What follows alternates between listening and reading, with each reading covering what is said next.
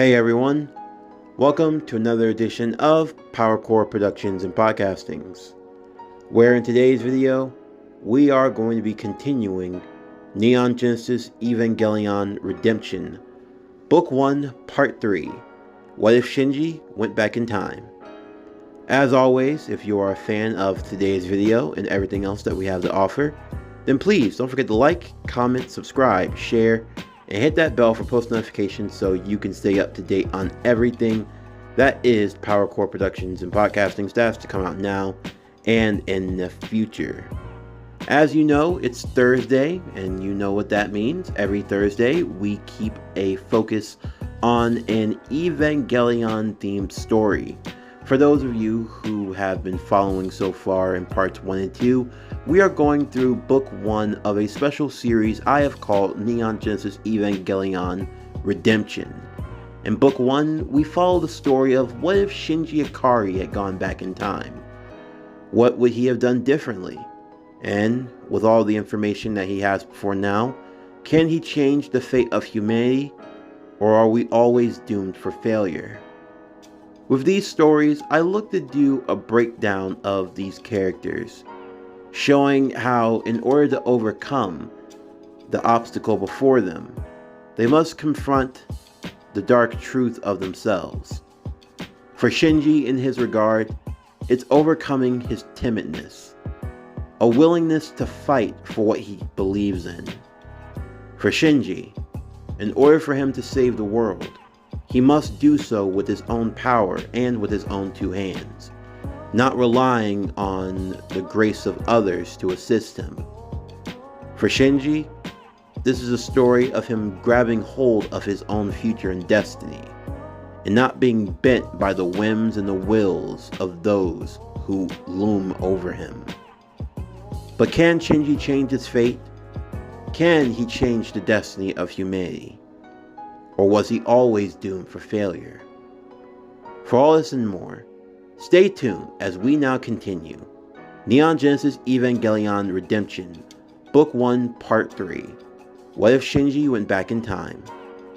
As always, sit back, relax, and enjoy the show.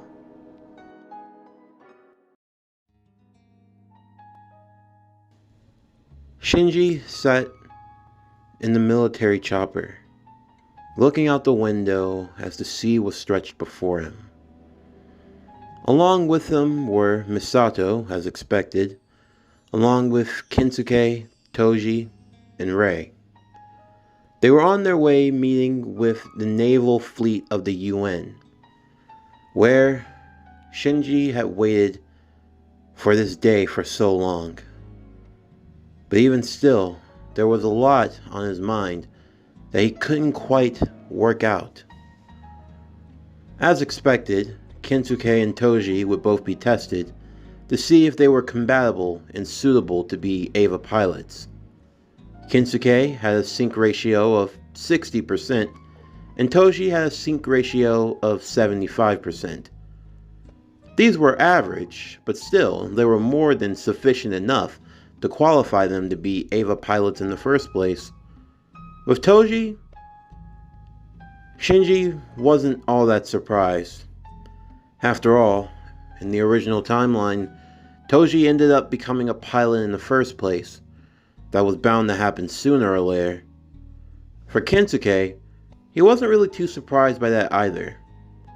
Strangely enough, there was some part of him that just knew Kinsuke would work out. He had always gone on and on about how he wanted to pilot an Evangelion in the first place, although, strangely enough, the one person that seemed to want it more than anyone else was the person that was ultimately denied the opportunity. If you could call that a form of karmatic irony, then I don't know what is. However, though, there was some information, though, that Shinji was being surprised by. It seemed every day that he woke up in this world, there was something new. It was like looking into a mirror. You see yourself, you see your reflection, but it's like there was something slightly off. You can't really tell what it is quite fully. Could it be your eyes, your hair? But it's something you know for a fact should or shouldn't be there to begin with. As expected, Toji qualified and was deemed the fourth child by the Magi system, the computer that pretty much ran all of NERV, and Kensuke was recognized as the sixth. What made things even more uncomfortable for Shinji was learning that where they were going, they were not just going to be picking up the second child. No, they were going to be picking up the fifth. The fifth child? Yeah, Shinji, Misato would say. We're picking up the second and the fifth child. I'm sorry, but there's a fifth? Well, of course, why wouldn't there be? Of course, I didn't think you'd know much about them, seeing as how they've been stationed in England, but still though, they were recently shipped over to Germany with the second child, and now they're on their way, and we're going to greet them. Shinji was still trying to wrap his mind around all of this. Had there always been a fifth child? If so, why were they just coming now?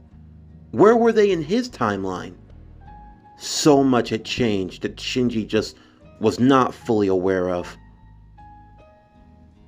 Back to the present day, as the helicopter would settle down upon the naval ship known as the Over the Rainbow, Shinji, Misato, Rei, Toji, and Kensuke would make their way out, as they were greeted by the fleet admiral, who wasn't really too fond of babysitting children and their overgrown toys. In the meantime, Shinji had had some more surprising news. Before they left, Gendo had instructed Shinji to make sure that he kept an eye on everyone, and he recognized him as Captain. I'm Captain now? Shinji would ask. But of course, it was only the logical option. Your team, as it is growing day by day, and I don't believe that there's anyone who would be the finer choice of captain than you, unless you feel otherwise. No, it's not that, it's just, I didn't think you'd want me to be a captain of a team of anything. Your skills and your display of bravery in the battlefield is proof enough of why I should select you. I didn't think of this lightly. Giving you the name of captain is a great honor. It's something that many of your peers also recognize. They have high hopes for you, Shinji, and I wish to see what you can truly do. Shinji nodded and took his promotion. His father was actually proud of him? Where was the Gendo Ikari that he truly knew? Nothing was making any sense in this world. His father wasn't as much of a jackass. His life was, well, a lot less complicated. Although then again, based off of everything he had gone through before, it was no wonder why things had gotten like this. Honestly, it made Shinji hate himself.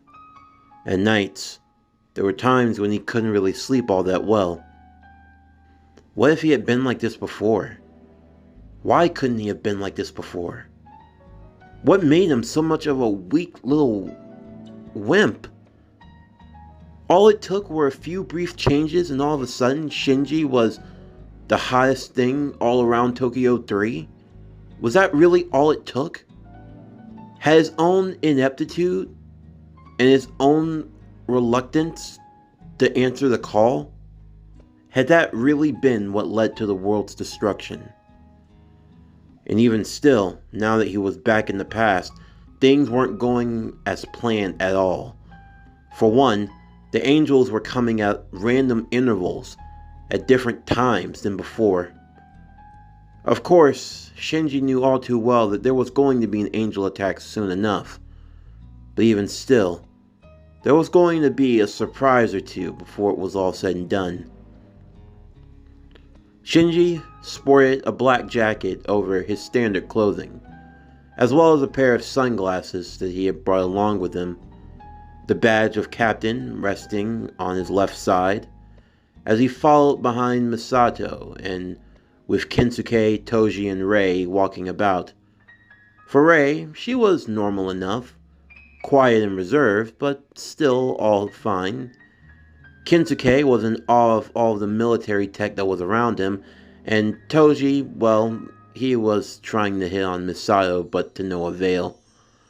All the same, though, there was one moment that Shinji tried to stop, but whether it were the work of God or the angels, or a certain someone with some writing skills, it seemed as though there were some things in fate that you just couldn't change.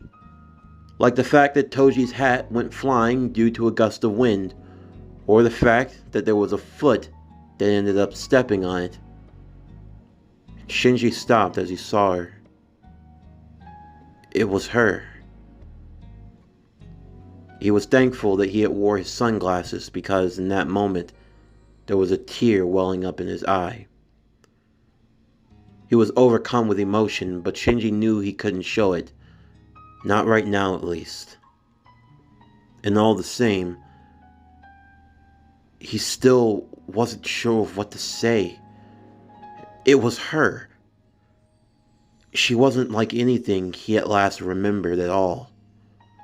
Of course, he also took knowledge of the girl that was standing next to her, the fifth child, Mari Makanami, from the England Nerve Branch. Mari was different, to say the least. She was definitely a lot more outgoing and a lot more of a free spirit than Shinji could have possibly have imagined her being. If anything, she reminded him of what Misato probably would have been when she was younger. And she had a little bit of a flirting side, as Marie would look and size up the three boys that she had now had in her preview. Kensuke, a little nerdy. Toji, a bit too jockey. But Shinji, ooh la la.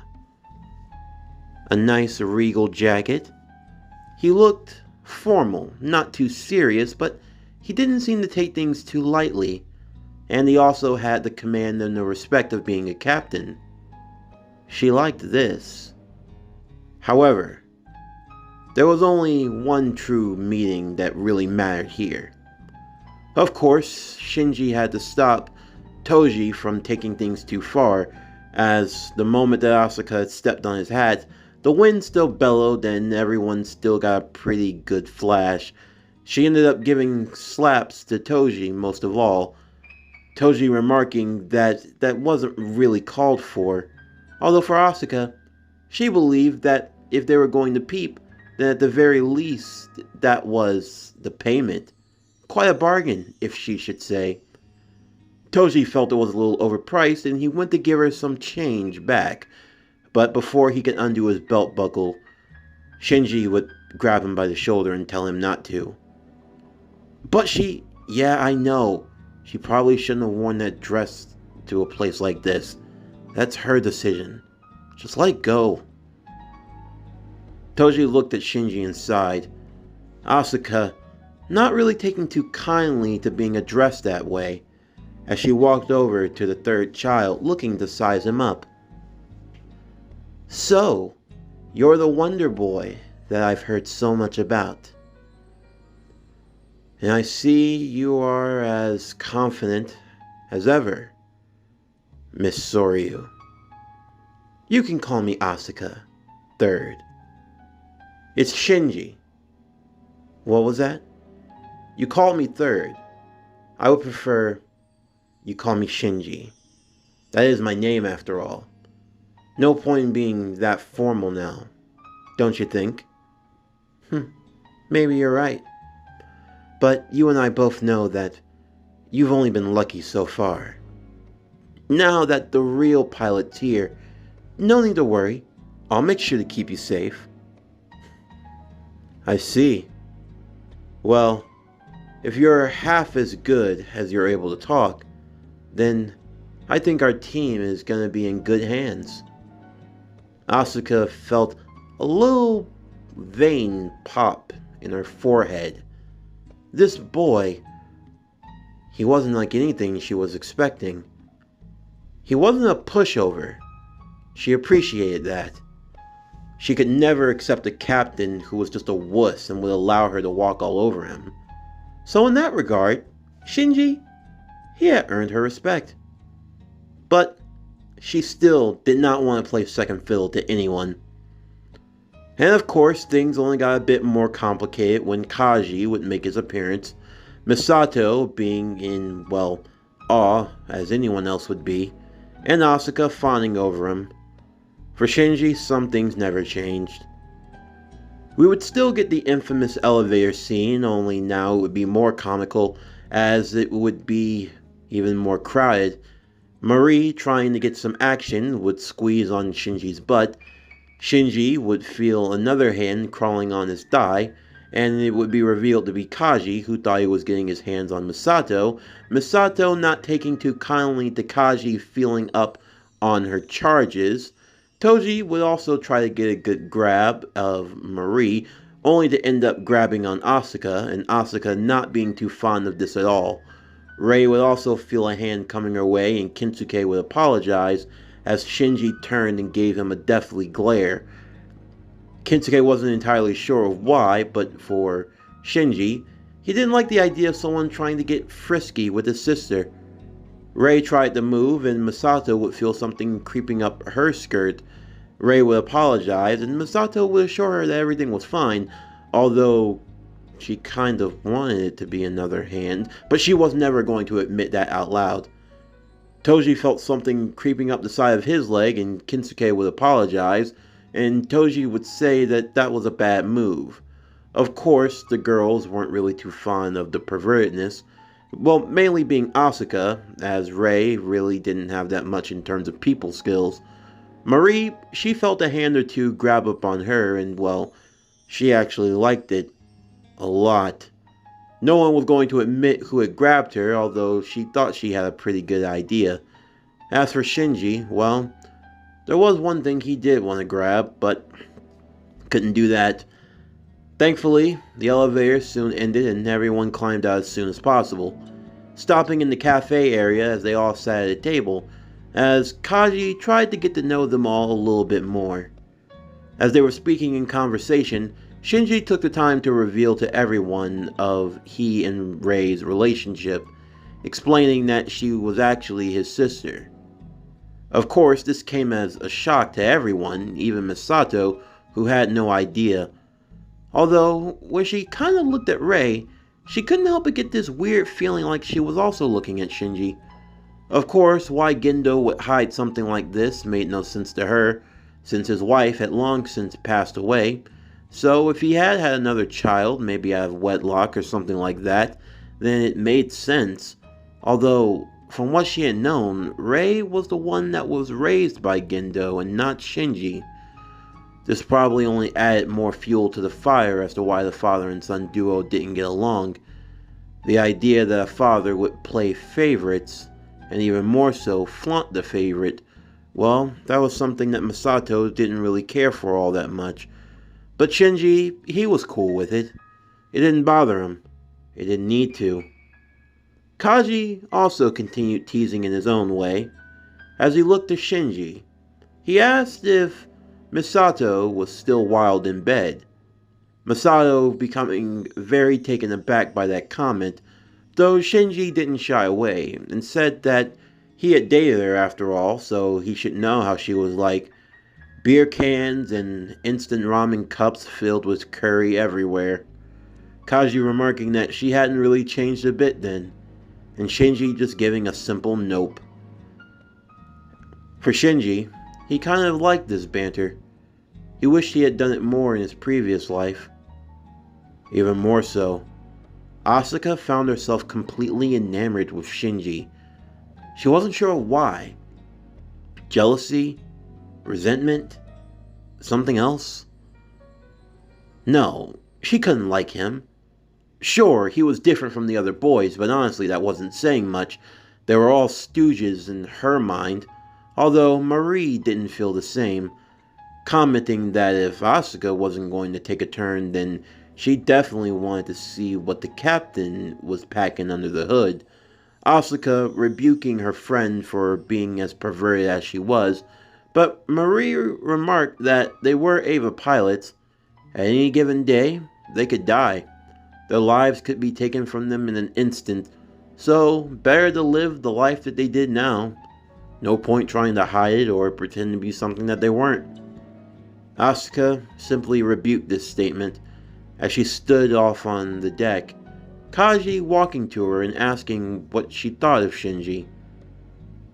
He's different, I'll give him that, but he's not as impressive as you are, Kaji. Yeah, I guess. But still though, his first battle was said to be stuff of legend. He had a sync ratio of over 90.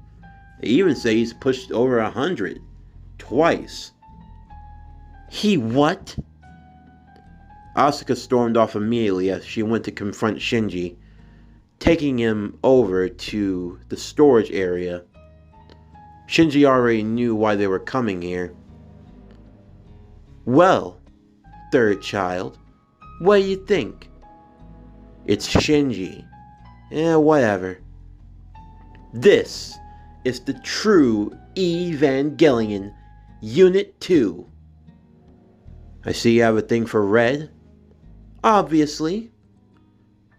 The only way to explain why you did so good is that you and Wonder Girl over there, you've been playing around with the prototypes. It's bound to be glitchy. I bet you're right, huh? So nothing seems to get to you? Well, I don't let you get to me anymore. Anymore? What do you mean by that? Oh, you don't remember? We met, actually. What? Yeah, when we were children. You probably won't remember this, but our parents both worked at Nerve. You had actually come here to visit long ago. We were about 2 or 3 at the time, I think. We were sitting around in the daycare playing while our parents were working. You took my favorite toy and you hit me over the head with it so much that I cried. Is that so? Well, that does sound pretty funny. Although, I must say, if I were that young and exerting dominance, then I must have had you running to your mommy now, did I? Well, not really. And why is that? Well, my mother died not too long after. Oh, it's okay. Really. It's not like I had much time to form a relationship with her anyway. But still, even if you don't remember me, I remember you. Asuka wasn't sure what to say in that moment. Sure, she had wanted a chance to feel superior. She had wanted a chance to show off, but now she felt bad. Especially since he mentioned losing his mother, and she knew how that felt all too well. Although, they didn't get a chance to lament these feelings for long, as just as Shinji predicted, there was an angel attack. And so it's begun, Shinji thought in his mind. Seeing as how they were now going to be going into combat against yet another angel, the 6th angel, the angel of the sea, Ngagiel. Much to everyone's surprise, Shinji was able to take charge, calling over Kinsuke to get down to the boarding station immediately. Kinsuke had no idea what was going on or why he was being called, until Shinji explained he was going to have to activate Eva Unit 5 now. Misato was a bit worried about this. Asuka at least had combat experience, but Kinsuke, he had only done tests. His first actual form of combat was going to be in a not so favorable position. However, Shinji would explain that he would be there to help him throughout the whole fight, and that both he and Asuka were going to be capable of defeating this angel. Misato would give Shinji the reins, allowing him to command his troops in the field. Asuka would get into her suit plug as she boarded into Ava Unit 2. Kensuke would put on his aqua blue uniform as he entered into the aqua-colored Ava Unit 5. Shinji, needing a spare uniform, would call over to Asuka and ask if she had one. Of course, he wasn't really too fond of wearing the red thing, but it was nostalgic to say the least.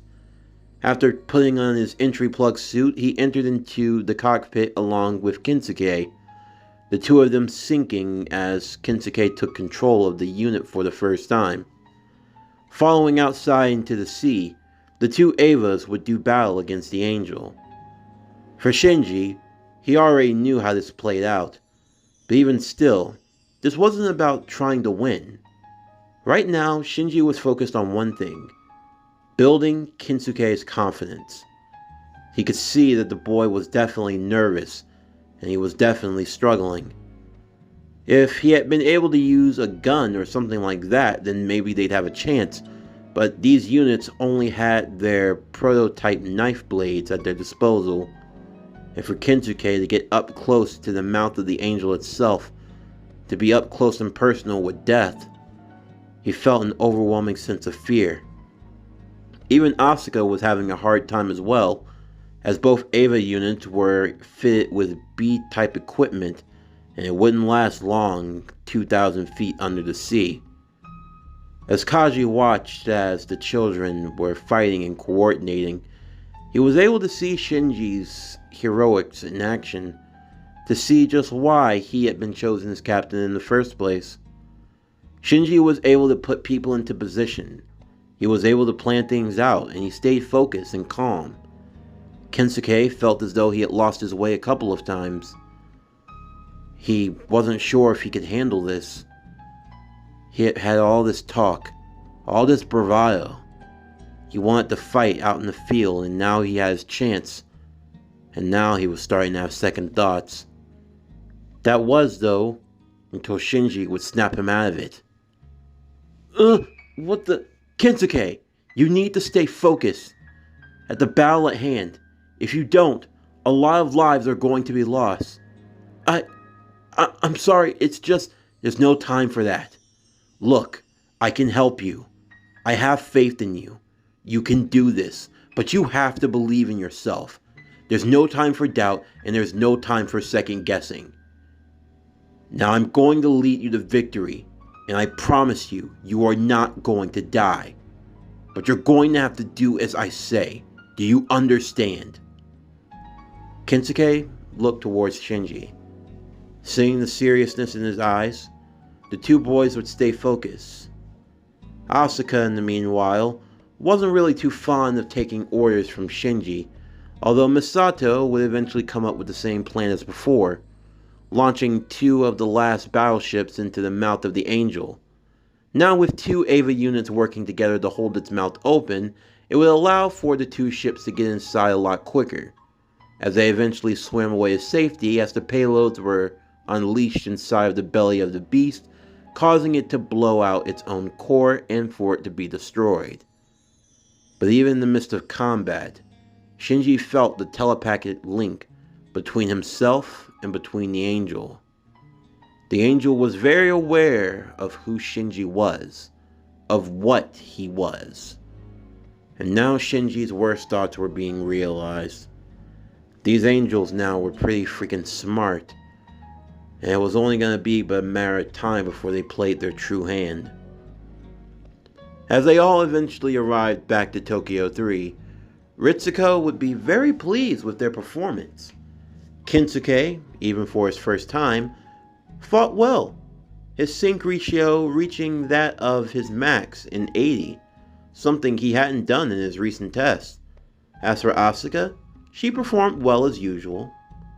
But of course, Ritsuko really wanted to see what they could all do together. Marie explained that her Ava was going to be coming from England soon enough, and as for Toji's, his was still in the process of going through its finalizations before it would be complete.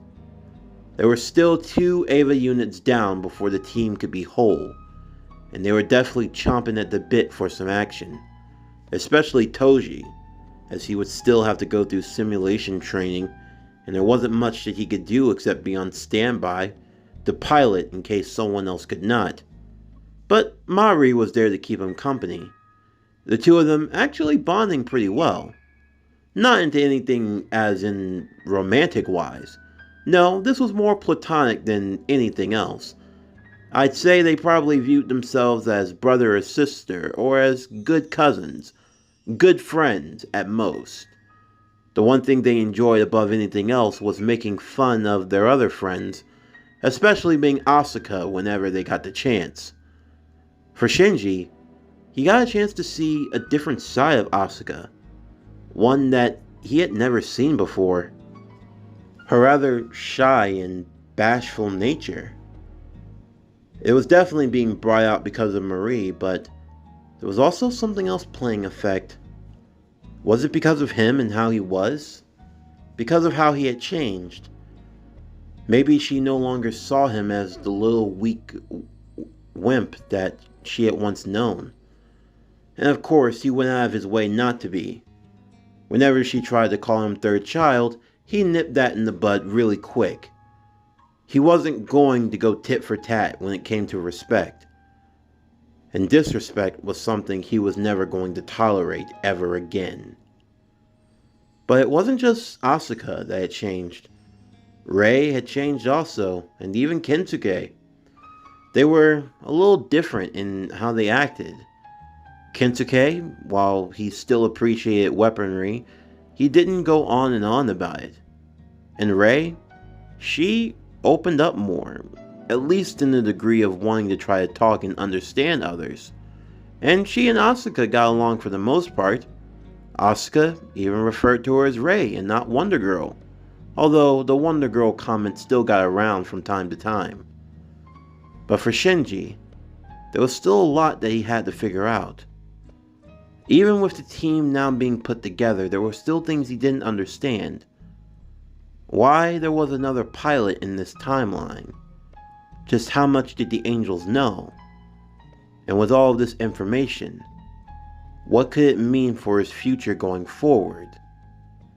These were things, the true horrors, that often kept Shinji up at night.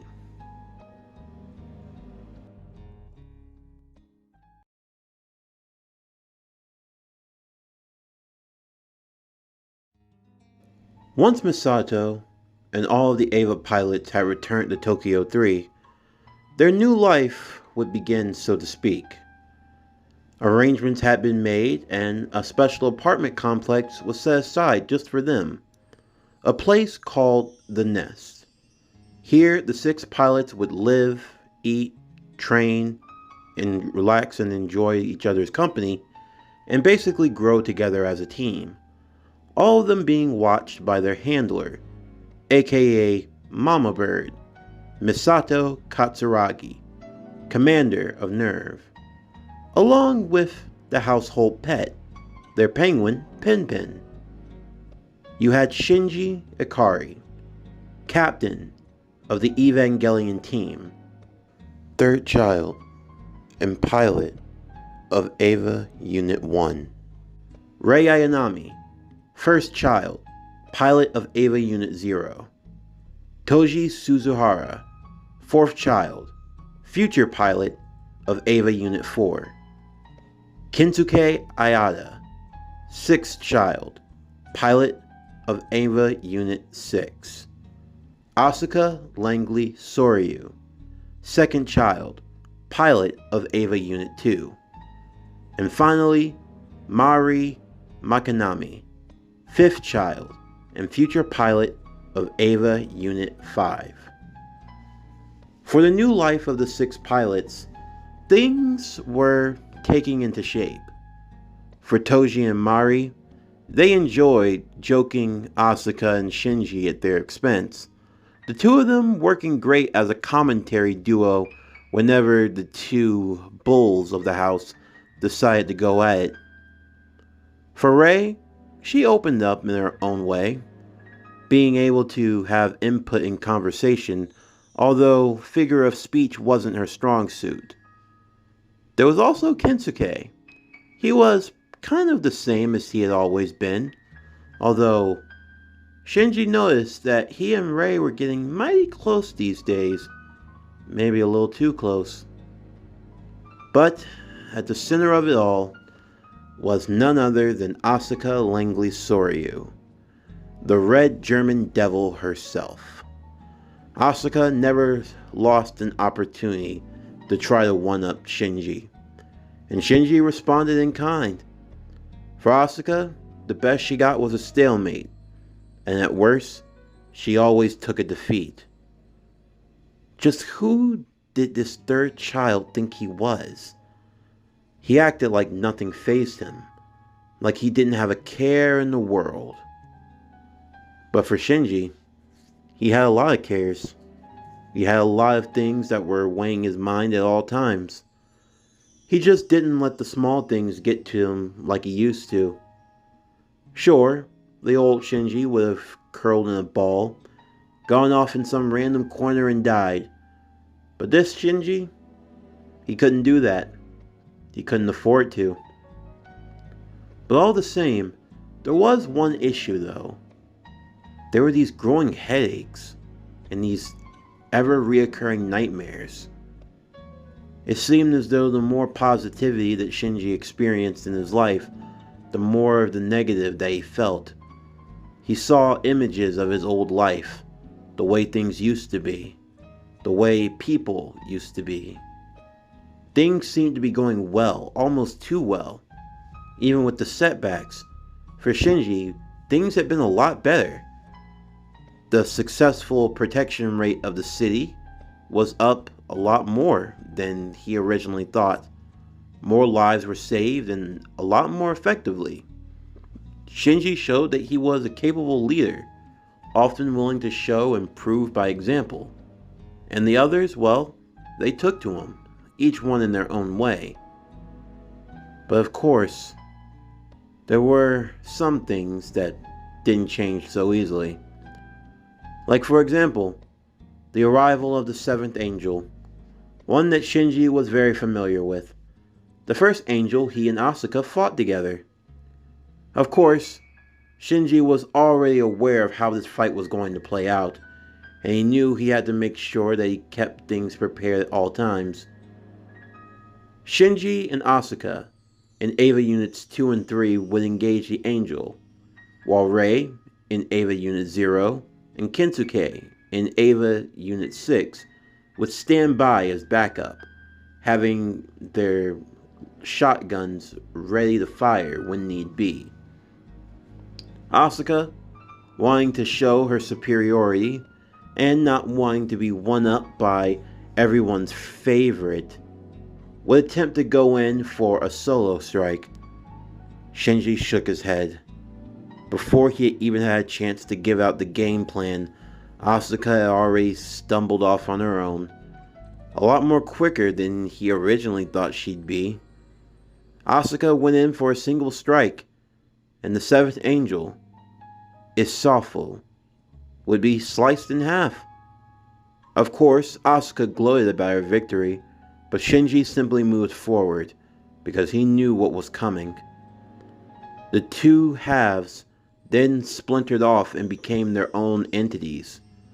They were about to strike at Asuka when Shinji moved her out of the way, taking the brunt of the attack, having not had time to put up his AT field. He could feel a sharp stinging pain in his chest to a degree, but it was nothing he couldn't handle. "There you go again, third child, trying to get in the way of my glory."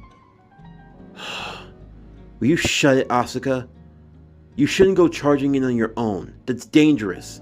We're a team for a reason. Right now we need to regroup and focus how to take this angel down. I suspect it might have 2 cores. Misato, Ritsuko, can you run that for me, please?"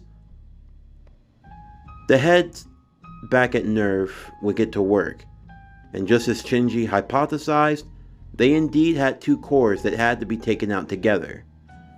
Misato debated what they could do, but Shinji had an idea.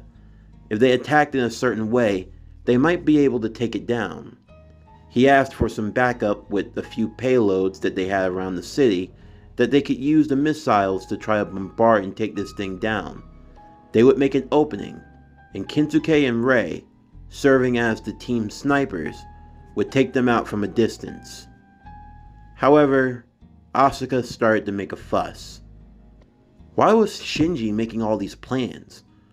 When did he, even if he was the captain, just seem to know everything? She had had training a lot longer than this wannabe ever did. So why did he get to make all of the decisions? Asuka was about to go on her tirade once more, refusing to help and do anything at all. Misato was getting ready to chew her out, but then Shinji came through the comms. Asuka, damn it! I don't have time for you and your silly games.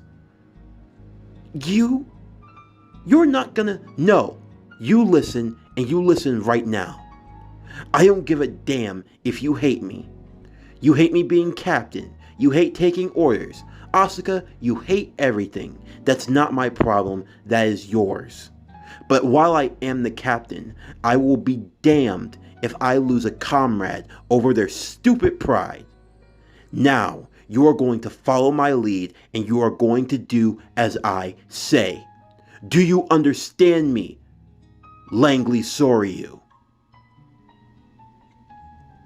Everyone listening over comms would be a bit shocked by this. Even Misato couldn't believe Shinji's ferocity. Asuka said nothing, a mere hum, and Shinji took that as compliance. Even Kaji was in disbelief.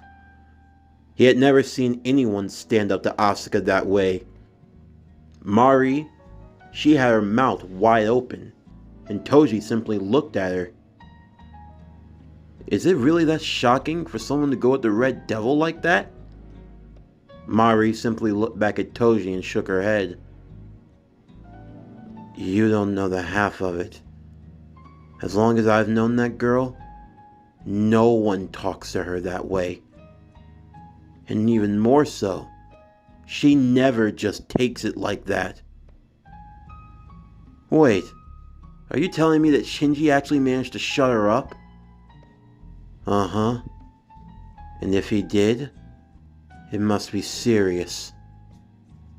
Everyone at Nerve watched as Shinji got into position, Asuka following behind.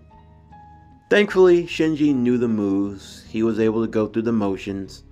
This time, he was taking the lead, and Asuka, she was the one that had to try to keep up. Ultimately, they would leave the cores exposed, where both Kinsuke, along with Rei, would both snipe and take out their cores simultaneously, with Shinji and Asuka making their AT fields to control the blast and reduce the damage done to the city by an even greater degree. As Shinji took a moment to calm down and to catch his breath, Asuka would give him a call over the phone before cursing him out in every which way she could in German. Honestly, Shinji expected this. He knew this was going to come, and well, now it seemed he was paying the price. Things didn't really go all that well once they had gotten back home. Shinji had tried to apologize while they had gone shopping for food, but Asuka didn't want to hear it. They went home to make dinner, and Misato, well, she was gone at work, that leaving the 6 pilots and the Penguin all to themselves. For Kinsuke, he and Rei, they spent time together watching TV. Kinsuke explaining the ins and outs of the show that he liked, and Rei was paying attention. As for Mari, she was just lounging around reading a magazine, and Toji, he was playing some video games. Before long, everyone entered their rooms as it was time for bed. As Asuka made her way to hers, knowing that Misato was gone, the last thing she needed were the boys trying to get frisky. She openly declared that her door was the walls of Jericho, and if anyone tried to breach them, there would be hell to pay. She eyed Shinji especially, although honestly, Shinji was kind of taking note of something else. God, he had missed her. but he didn't miss the attitude. Her door slid and slammed behind her. Mari walking over to Shinji, she explained that Asuka was a good girl. She just had issues. Shinji was completely aware of this, in more ways than one. But even still, there was a part of him that felt bad for talking to her the way that he did. He didn't want things to be this way. He didn't want to hate her. He understood why she was the way that she was, and he only hoped that he could do her some good. Eventually, it would be nightfall. Everyone would be in their respective rooms sleeping. Shinji would be lying on his mat, looking up at the ceiling, his Sadat player always on the same 2 tracks of music, although now Shinji didn't use the music to escape. At night, he would reflect on everything he had done that day. He thought about his past, the past life that he had left behind. And now with Asuka here, those memories only flooded back more and more every time. From out of nowhere, his door slid open as Asuka made her way into the room, as she lied next to him. As he moved over to her face, an overwhelming sense of emotion washed within him. He remembered the last thing he saw. Asuka's Eva being stabbed through multiple times by rogue Evangelions, the announcement of her death, and ultimately their fate as Third Impact consumed their world. He remembered how there was so much darkness and despair all around him, and yet she was at the center of his consciousness. And now that very girl was right here, just inches away, and yet he felt as though she were still so far. He got closer to her. He was tempted to kiss her, but as he saw the tears streaming from her eyes, as he heard her cry out for her mama in her sleep, Shinji remembered all too well. As he got up from his place of rest, he moved the blanket over to cover her. As he walked out to the balcony, looking over at the night sky, the city adorned in its lights, as he let himself feel for the first time, allowing the tears to fall wherever they may. Asuka would awaken not too long after and realized she had made a terrible mistake. She was in his room. She wondered what he might have done to her, but when she looked over, she saw that he was standing perfectly still, overlooking out into the city itself. She walked over to him and asked what he was doing. "I just like to look out, Asuka. It gives me a chance to think and to clear my head." "I see. And why are you crying?" "Huh? Your eyes, you've been crying. What's the matter?"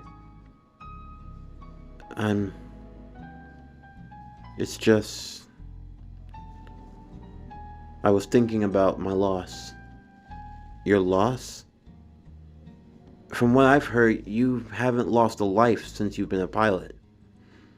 "No, I've lost a lot."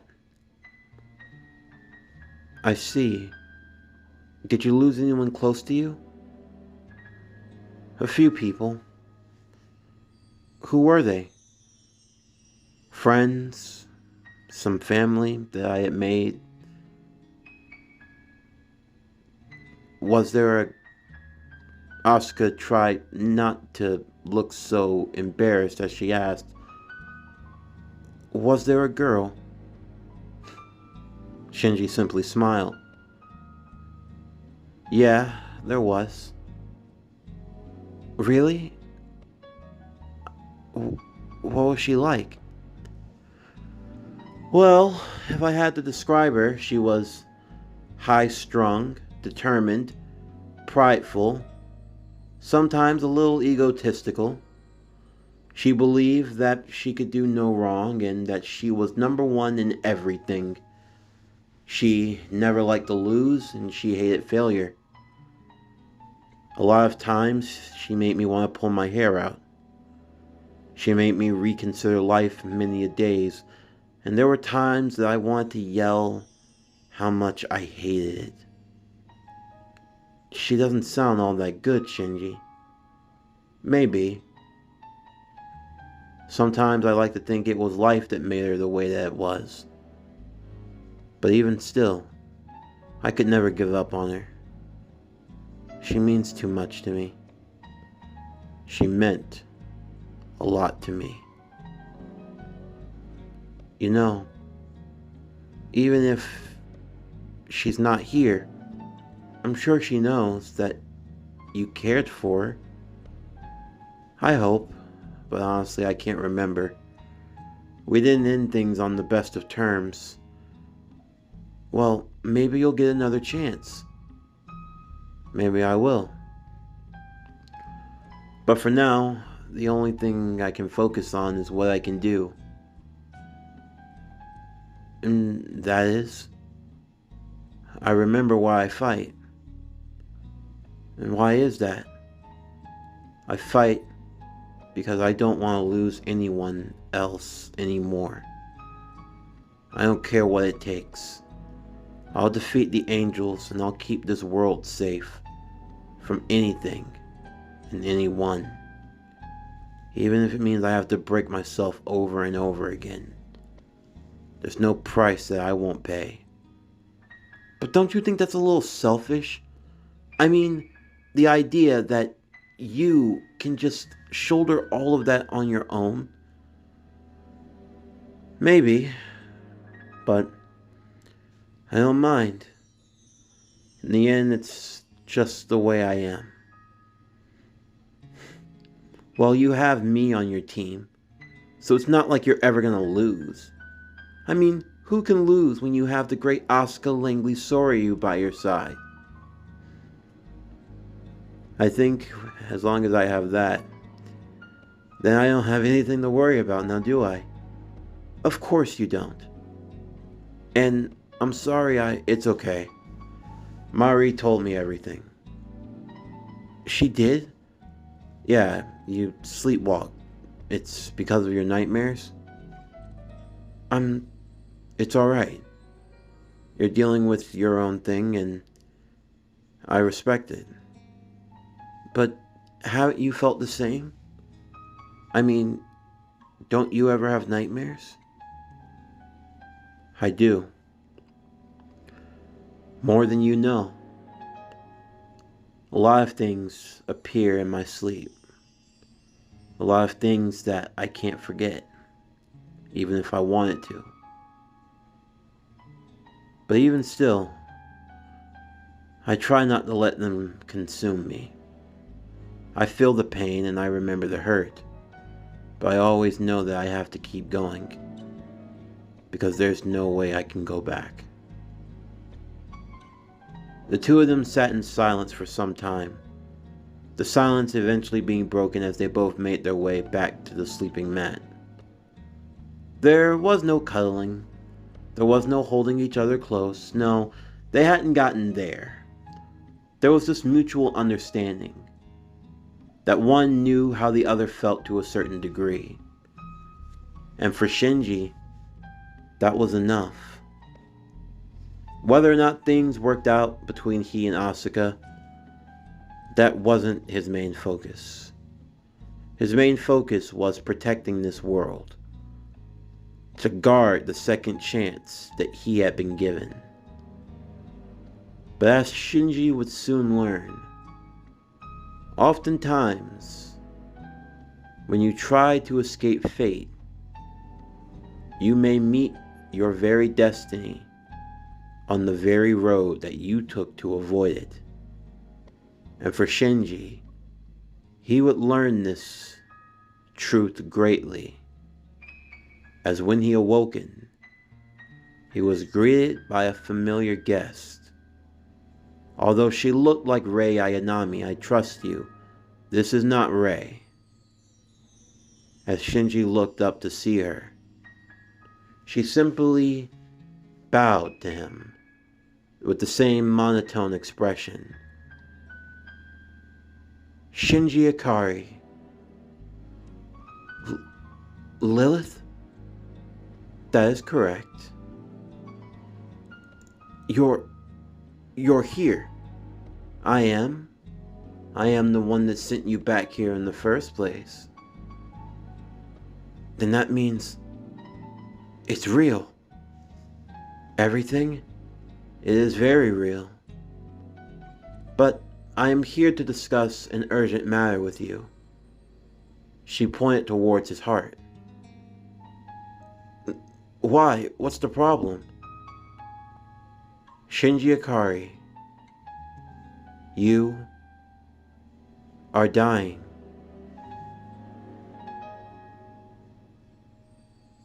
This concludes Neon Genesis Evangelion Redemption, Book 1, Part 3. What if Shinji went back in time?